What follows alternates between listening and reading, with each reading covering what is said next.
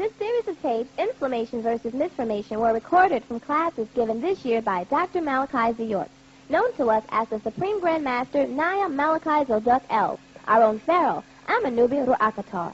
And now, listen with an open mind and heart as our Grand Master inflames you with only the truth. Allow your inner light to flow again and stomp out misformation with only the facts. And now, listen to the Supreme Grand Master Naya Malachi Zoduk El.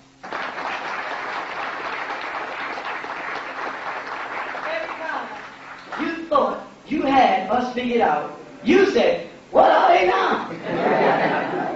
Now they adding Ninja and Naya and hell on them. They changed their name again. They were they just was the HTM and now they what is it down? I forgot. What? Walking nation of Moors, worldwide. They got embassies set up. You know they got embassies?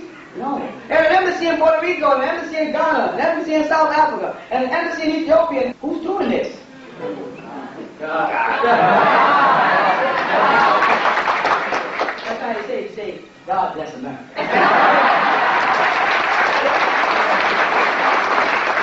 You know the next part of that? Land that I love. You know the next part of that? Stand beside us. You know the next part?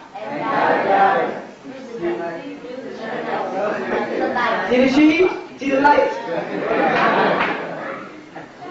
The anthems and the constitutions that they took away from our children, the Iroquois nation, called Native Americans.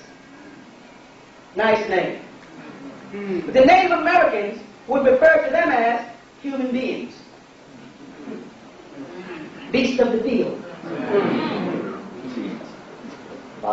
They wasn't called Native Americans until they had to prove that they were here before the 5 nations invaded. Who were the 5 nations that invaded? On Europe. Who are they? French, Polish, Irish, Scottish, and British. 5-pointed star. Ancient Egyptian symbol of the second sun. Their symbol called the pentagram, based around the Pentagon, where each one of the 5 nations that they set up has a point in the pentagon. It's been removed, but the center still sits there. That's representation of their 5 nations that the Iroquois brought over here, gave their constitution. Thomas Paine altered it, Thomas Jefferson changed it, but made them vow that they would live up to it on your behalf when the truth is made plain. So they say, in their own constitution, 5/5. You ever think about that? A lot of misinformed leaders misinform us into saying, the white man says we're 5/5 of the human beings. Not what it says when you read it. That's why I gave the book. It speaks of 5/5 of the people were blacks, called Moors, Native Americans called Indians, and Aborigines called Eskimos and East Indians invaded here, called Asiatics. That was the Aborigines. That was not you. You may want to be an Asiatic. That's not you. You follow? Now, how do you do that? If they say we're 5/5, then we got to understand that their 100% is broken up into fifths. That they broke the pie up into 1, 2, 3, 4, 5 parts, as opposed to the standard pie that's broken up into 4 parts. You see? The guys who did this, I'll get back over there, are called the Whig Party. I need you to visualize something for me right now, so you get the depth of the Whig Party. I need you to use this divine or superior mind, supreme mind of yours. I want you to see the Sphinx standing there in its glory, representing the constellation of Leo, which if you look up in the constellation of stars, you see a direct symbol of a Sphinx. It looks like so. That's the constellation of Leo in the sky, the stars. It's star points, of course, you know. Right? Do you have the Sphinx in your mind? Reach in your pocket if you have a $1 bill. May I?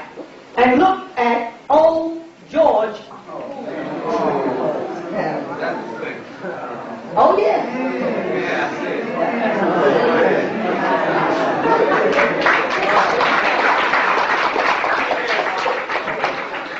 I did that because that represented the wig part. And it represented what the ancient Egyptians called a namuz, the headpiece that you see on this pendant of ancient Egypt. Right, yeah. That's why the judges stand in England. And that's how that's how they can execute law over you. They must take on the image of the big house, called the White House, which is a translation for the word Pharaoh, or Pharaoh, or Pharaoh, a Pharaoh. You heard it first. Here.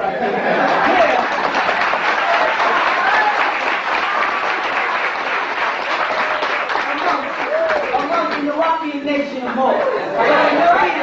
And your teachers start putting in final call and the 5% start popping their newspaper. Remember who they got it from. Asaru.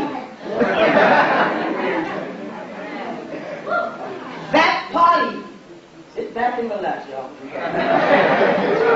That party changed their name from the Whig Party to the Republican Party.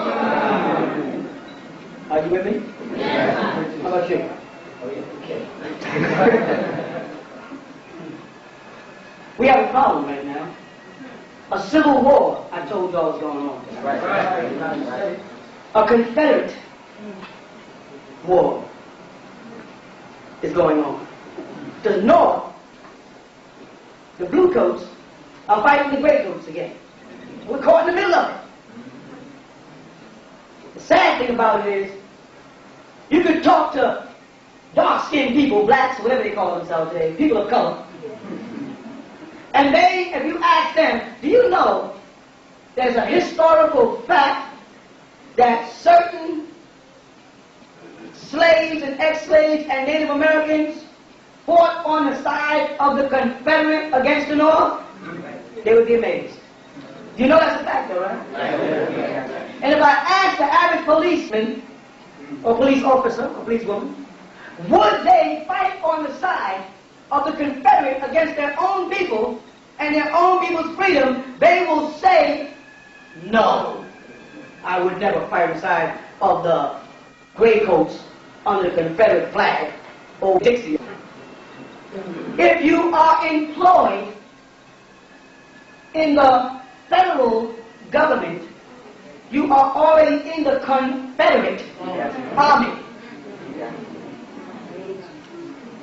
If you look at the police department or the law enforcement agency of New York, you'll find they wear blue coats. If you look at the highway patrolmen and the policemen down here, they wear brown pants and gray shirts.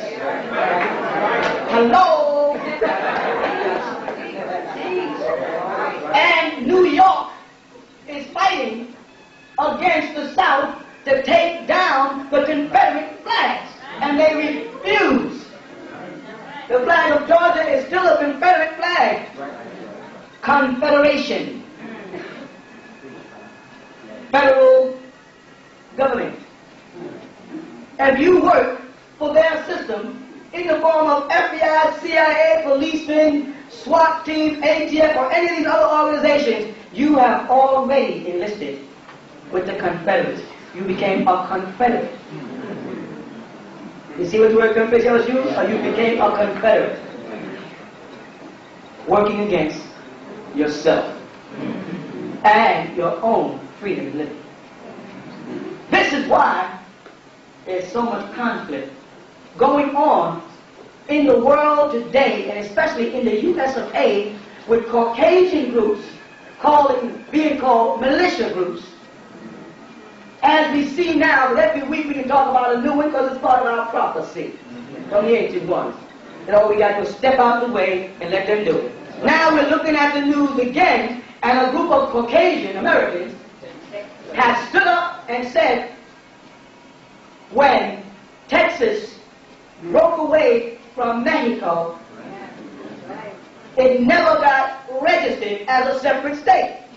It is a sovereign, independent state or country by itself, a Texas Republic.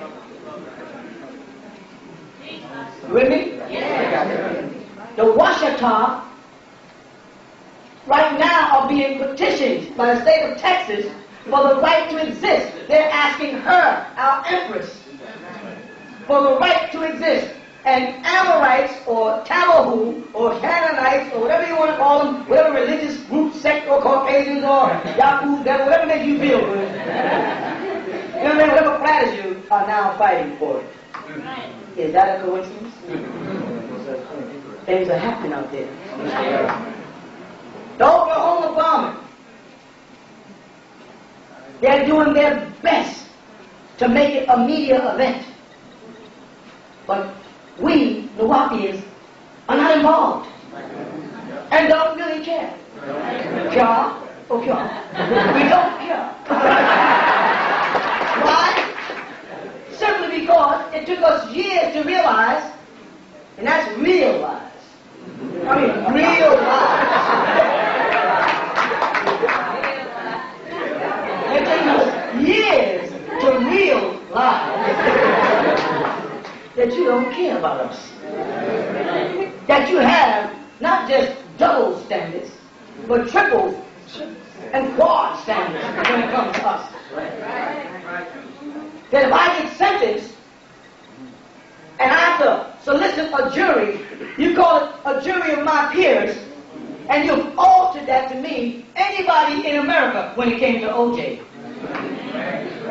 They didn't have to be on the same economic level or same ethnic, as you call it, background. It should have been a bunch of ex-football playing wannabe movie star Uncle Tom Negroes sit there as his jurors in order for them to literally be jurors of his peers. So if you try a Muslim in this country, the audience has to be American Muslims. If you try a Jew in this country, the jury has to be Jews. Now, that's only part. Then when it comes down to evidence, and I think the word evidence is evident as to what it means.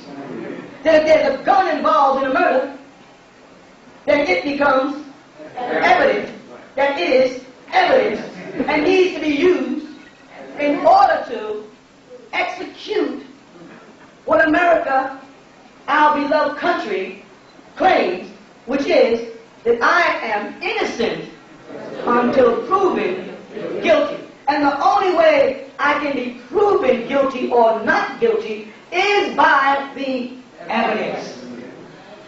Yet, now you have a system that says judges can decide what is and what isn't permissible as evidence. There is no way I can get a fair trial when an individual that wasn't at the crime, because he has a college degree and he has the word judge, can say, we don't want to use the evidence that can prove his innocence. See, OJ was up against proving that he was innocent in his second trial, when he had already been proven not guilty in his first trial, which meant the second trial should have also been a trial to prove that he is not guilty, because you are innocent until, or up until the point of unquestionable guilt. And to this very day, unquestionable guilt as far as OJ, so he could not legally be found liable for that which he has not been found guilty of. But if that was Vanderbilt or Donald Trump, Or whichever one went to trial, from Kennedy, but I was thinking more like the Playboy, Hugh Hefner. When you monitor their cases, what's the other one? You and the Shah. If you monitor their cases, they literally go out to prove that they are innocent, but not guilty, by the admission of all evidence. You understand?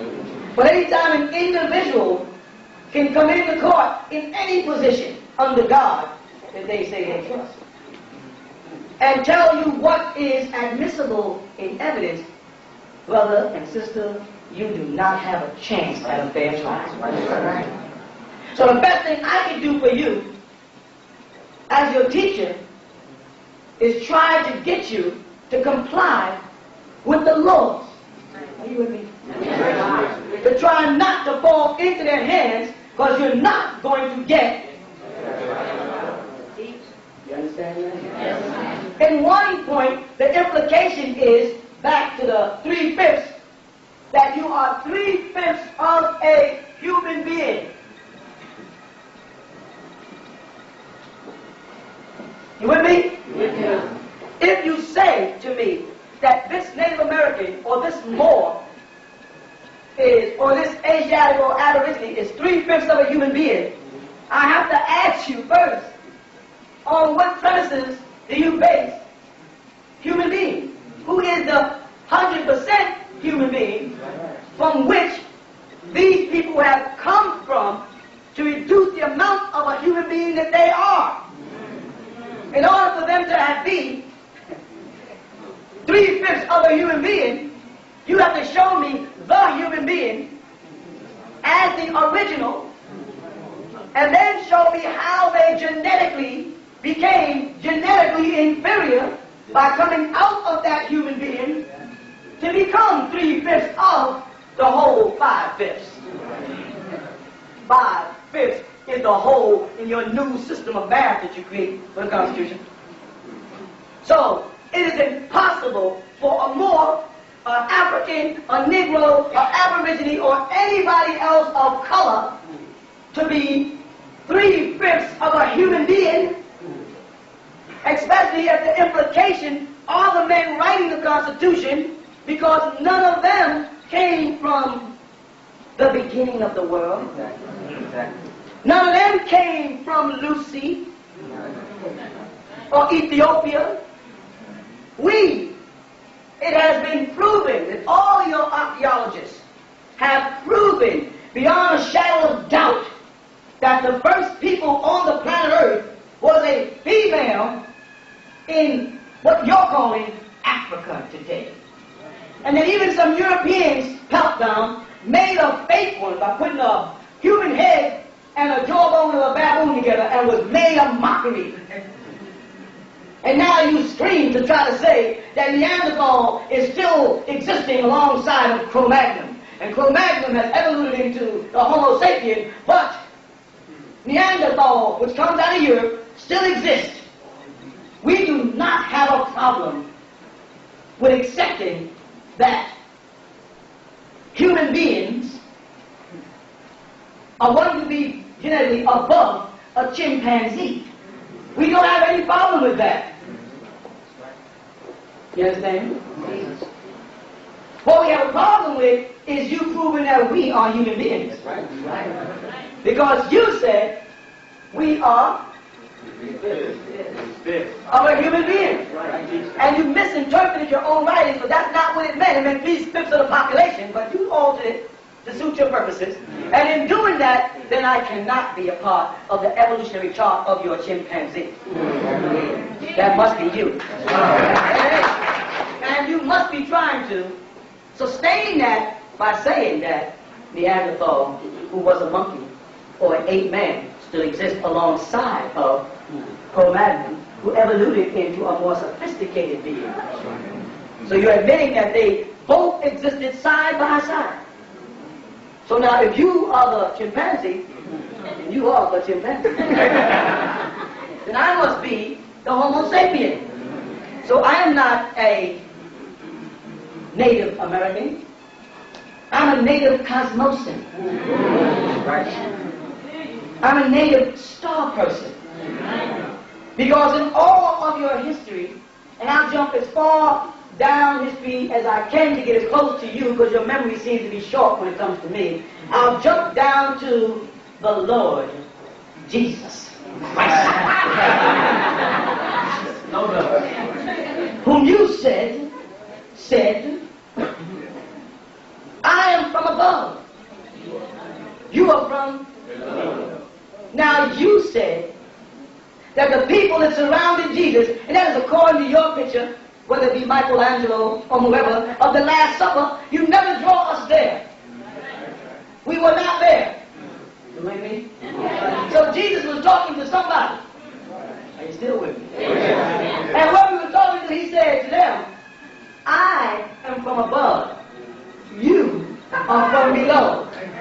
Now, if the picture on your grandmother's wall is correct, and I'll take it to be correct because you use it so well, and Jesus is sitting in the midst of a bunch of you, then he said to you, I am from above. You are from below.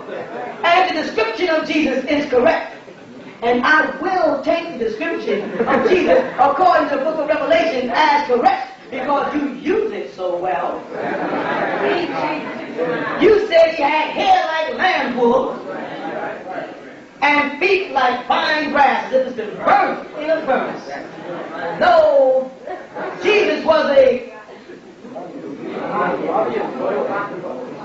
talking to some people and said to those people, I am from above. You are from below. And I don't take your word on that because you use it so well. So I'm beginning to get a bigger picture of the me. And I'm getting a bigger picture of the you. I begin to overstand, and don't let the word bother you as long as you got an overview and an underview, and you can accept that into your dictionary, and you better start thinking about adding overstanding. I got an overstanding now of why I don't get treated like a human being. I can understand why you made me request human rights.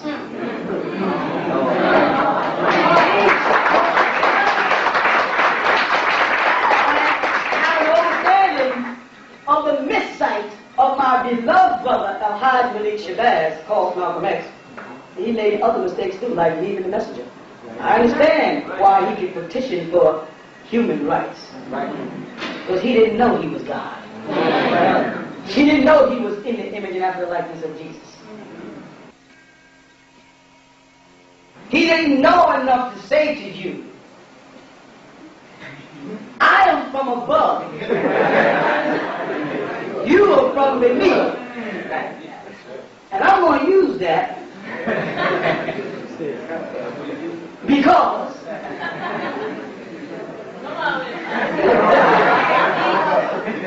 you use it so well.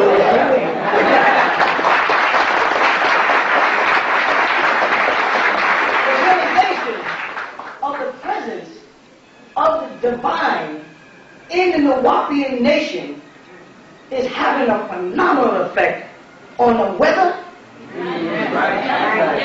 and the world. It's having, once you in this room started to grasp what I was trying to tell you from the beginning, things started happening. When you tried to do what I wanted you to do your way, you was having stumbling blocks. But you was not going to listen to this man. I'm a radio. You turned on the knob and you clocked into the channel 9.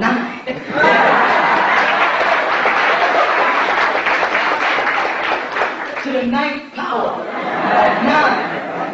And all I do as a receiving radio, send out this message to you.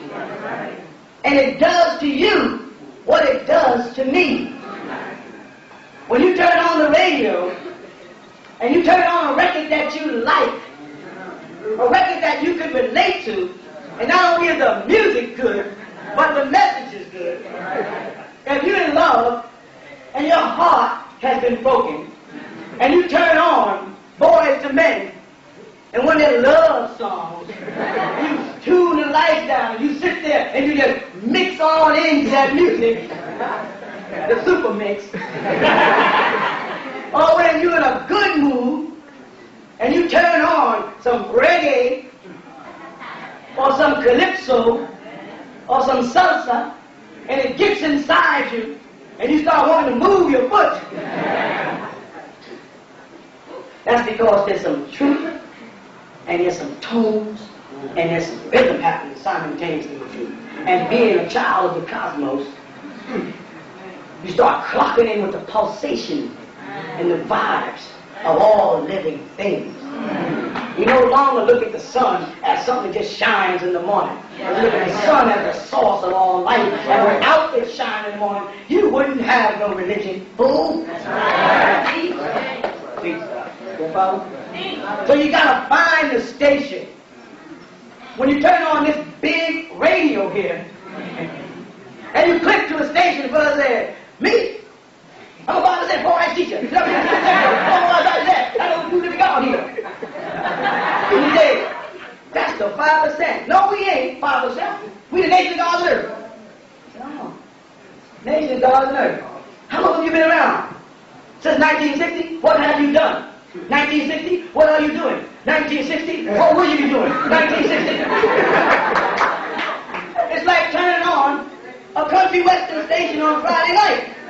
You know, I don't even know that's not where I want to be.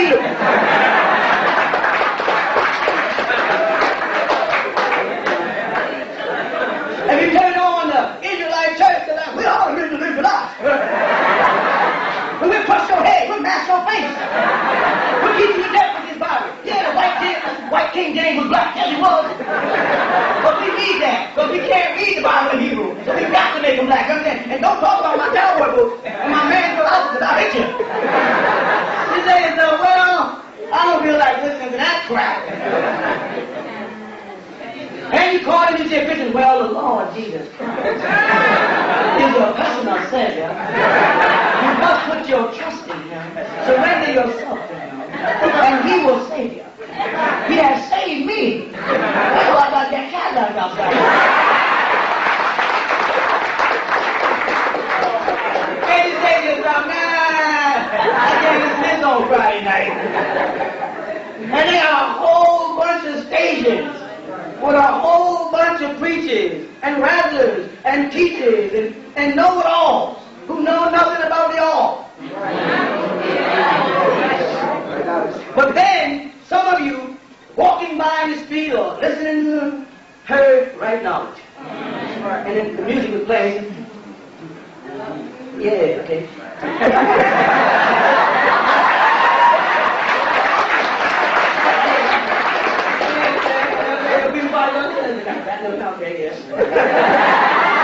Yo, we want to turn up the volume.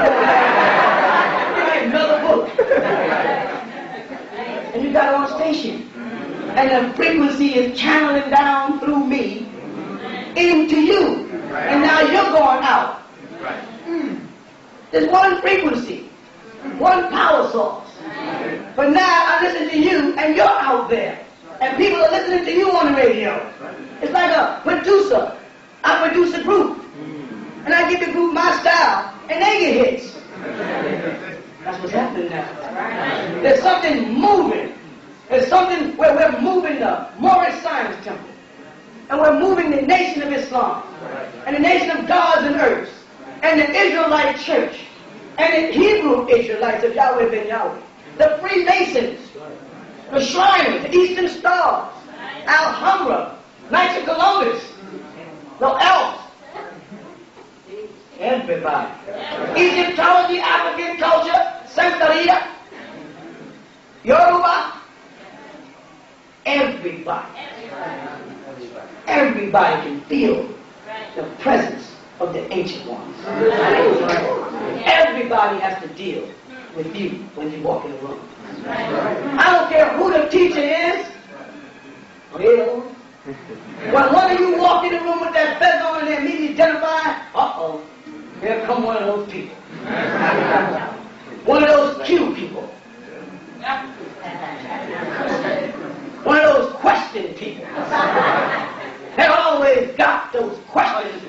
don't want to be asked. Too basic. Oh, I asked Harry the question for 25 years. I asked him everything I could think of, and some of the things I didn't, but the white man gave me to think. And he answered it. But here he comes. Now it's our turn.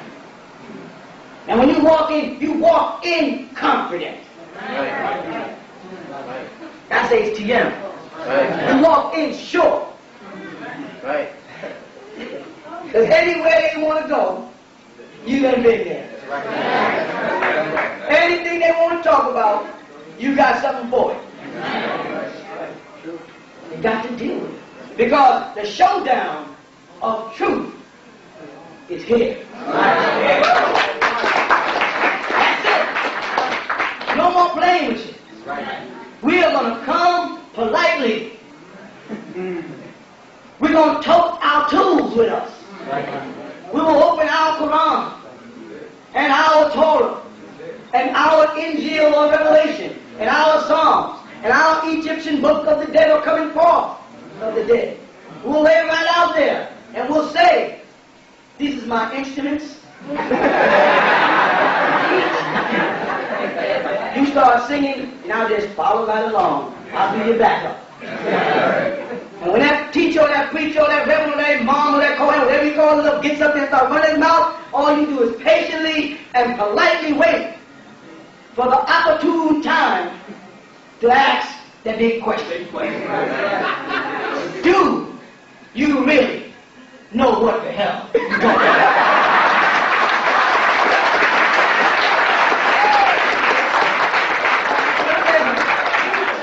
Are you ready for some people that know what the hell they're talking about? I'm asking all of you to ask them to answer the first question if they belong to one of the three monotheistic religions, Judaism, Christianity, or Islam. Tell us when and where was Adam born? Question 1. When and where was Adam born? We want exact dates and geographical locations to the point. And I say that that's important as a first question because you base all life and all living people on Adam or an Eve or Hawa and the tables or God, Headman, whatever name you want to use. All we want to know is, do you know where your first parents, as you call them, because you know we don't believe that crap, where your first parents, where exactly were they born? And what year? According to which calendar? You understand? That's all we want to know for the time being. And until you can come up with that answer, and you are not going to come up with that answer, we'll be waiting. Now, if you happen to be a 5%, and I assume by that you mean that 5% of the things you say out of 100 is correct, then I want to know, what do you say about Adam? If you are the nation of Islam from which the 5% came out or spun off the sect, and you say, no, brother, Adam is the first white man in the Bible. Again, I ask, okay. So, Adam was the first Yahoo drafted devil. Adam of Genesis was the first Yahoo drafted devil. Took 600 years to graft and separate the genes. Huh? Then there was a brown Adam, a red Adam, a yellow Adam, and then a white Adam. We want to go back past the white Adam. We want to go back to the brown Adam. And then we want to go back from the brown Adam back to the original seed, which is the black seed. No, that's their teaching.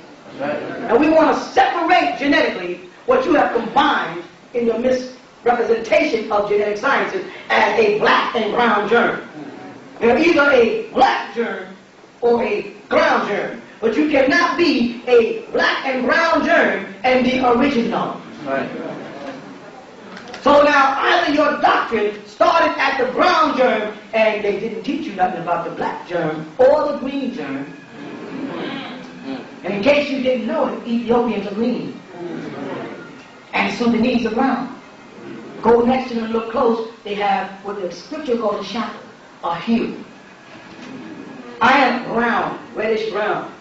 If an Ethiopian brother was standing next to me, he would notice that he has a different kind of hue, a greenish hue. These are part of our ancient genes. We want to know, do you know?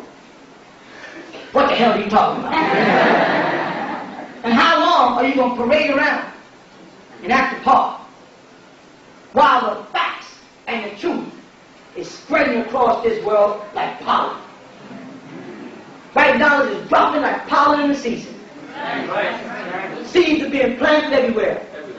You can't go nowhere where you don't see one of us. And we have only just begun. Talking about music. I'm telling you, your job will be soon to go out and go to everything. There's a black conference or black lecture, regardless of who the teacher is in the lecture, whether he's an imam, an Islamic thing there or a Jewish thing there, you ask them, are we invited? Publicly, I want to know, are we invited? They never let your father in. Right. They never let me in any of their meetings or their lectures. They never could let me go to any of their debates or their discussions. I didn't sit on none of their panels. They didn't do no articles on me in Amsterdam or the Emerge or any of the black newspapers. They wouldn't touch me with a 10-foot pole. I'm their brother. Right. They was afraid of me. I was an unseen God, non-existent. A voice, though, in the black communities that they knew was there by our presence, but we intimidated people on the chains, acting with a change out their pocket. They knew we were there, but they pretended they didn't see us for 25 years. Hey. Now we're going out, and we just want to be officially invited. We want to know that there will be a question and answer session, not your leader and teacher getting up and rambling on for 4 hours and then walking off the stage with some applause from his own father.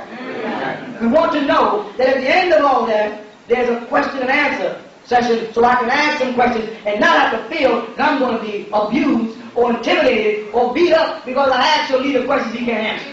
I want to feel as welcome there as you are when you walk into any of the HTM stores popping up all over this world now.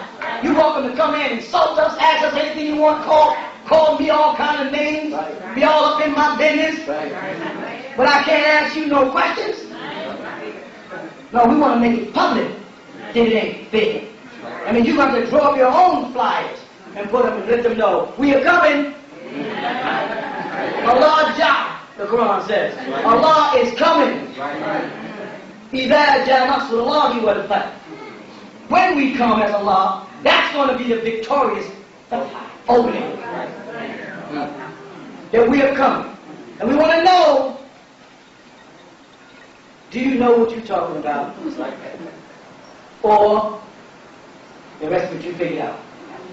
You got to go. This is our day and time. And I find, to get back to the point, that the ancient ones played a great role in my life of staring me down this path. Never even knowing that there'd be a such thing back in the 70s and 80s of the Washita. And my involvement with the Washita, let alone that I am a Washita. By my great-grandfather Ben York from Sunni, you messed up, you can't take that one. You can't go and say, well, you ain't no Ben York. I got records and documents and proof registered here in this country with your government. You can't take this one. Oops. And this one here links us back to the Olmecs. Takes us back to the Dogons of Mali. It takes us back into the stars of the temple of the Dora of ancient Egypt. And the constellation of the zodiac that the Greeks call it. I'm not into no zodiacs. I know zodiacus is a derivative of the Greek word zodiac, so come on, stop that stuff. Get your facts straight so you don't make no fools out of us.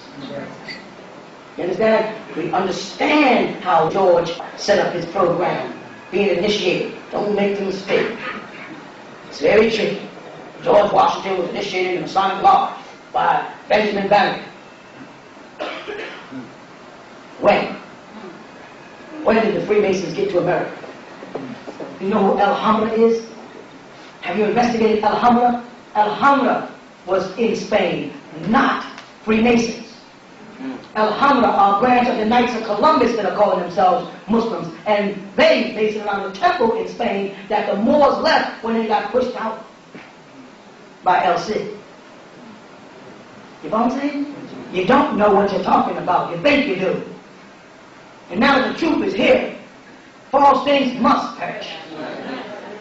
Get on the wagon with the truth.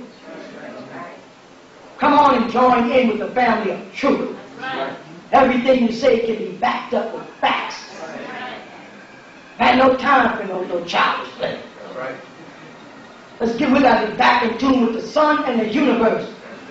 Because nature is taking its course on the disagreeable people on this planet. And I'm telling you right now, as I told you, there will be an array in this country. There'll be so much problems in this country. And if these devils wasn't trying to catch their houses, they'd be all out here in our business. They got to keep their houses floating. Not floating, floating. Keep honest. And ours are not floating. So nature, which comes from Nektiru, the Anunnaki, the Elohim, the Nephilim, the Kachina, the Genwin, the Shoshoki, whatever you want to call our elders, wherever you misplace us or put us and altered our tongue, they are working. That's right. That's right. If you pull back on some of the frequencies that you have in the air, the ice will stop melting and you'll stop floating. You're killing yourself. You got too many frequencies. If you hold a cellular phone in your hand long enough, it begins to heat up. So if there's a million people talking on a million cellular phones back and forth, our air is being heated up with synthetic frequencies.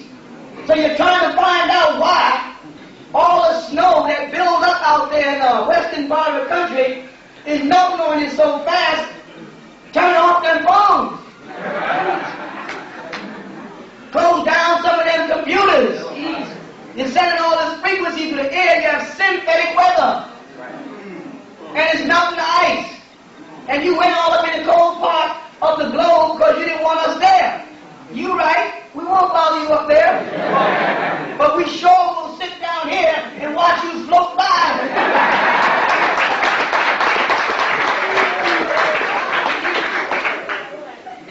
If you want to make a change. But you cannot, under no circumstances, get out of the way of the judgment that is upon you for the evil you have done to the children of the Elohim. You cannot get around it. Those of you that don't go crazy, others are going to go crazy. And other of them that don't go crazy, they sure enough going to go crazy. All you got to do is turn on your television. And you see them going crazy. Yeah? Killing themselves. Strangling themselves. Drowning their own babies. Blowing up their own office buildings. Planting bombs. Making bombs. They're on the internet. Teaching each other how to make bombs. Mailing bombs to each other. Is this real? Guess what? When the time runs out, your time runs out. Your time has run out. You got to go. And I don't have nothing to do with that. And I'd be a fool if I get in your way. Right. You'd be a fool too if you don't realize there's a Confederate war going on right now, a civil war. And you ain't got nothing to do with it. All I'm telling you to do is get up under that crown, get back on that fence, step back on that square with your nationality. And each day the ancient ones give us a little more. Say, Washita, a child of the ancient one. I was already here. Step back on it. Stay out their way.